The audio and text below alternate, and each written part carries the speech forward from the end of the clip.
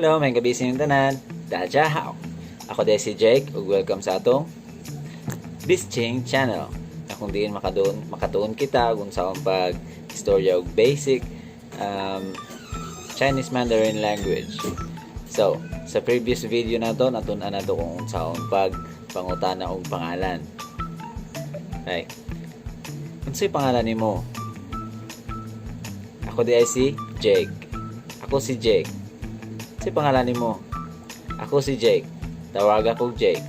Yes. So in Chinese, 你叫什么名字？你叫什么名字？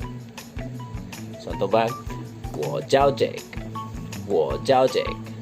Very good, good job.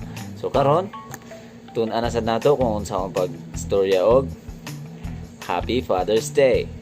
Yes, Happy Father's Day. Malipayong adlaw sa mga amahan. Happy Father's Day. So, ano siya? In Chinese,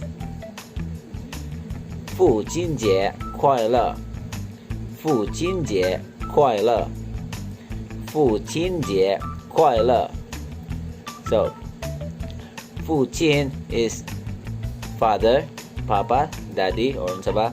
So, napa sila isa ka term nga ginagamit pag musulti sila father or papa in Chinese, which is Baba. Baba. Yes.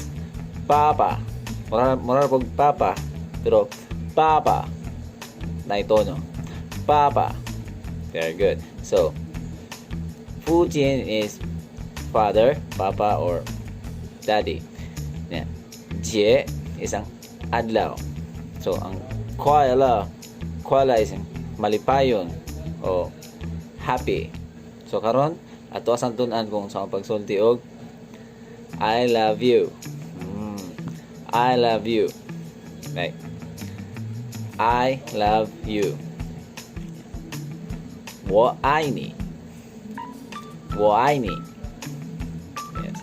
我 ako. I love. Ni is ikaw. Very good. So, kung may tag, I love you, Papa. I love you, Father. I love you, Daddy. So, sulit tag, 我爱你, Papa. 我爱你, Papa. Very good. So, karon review ta sa atong natunan. 父亲节快乐. 父亲节快乐. O, 我爱你，爸爸。我爱你，爸爸. Very good. Okay. So, kana lang sa pagkakaroon o ano kalimot og subscribe og like sa atong channel. Okay. So, see you next time. 谢谢，再见。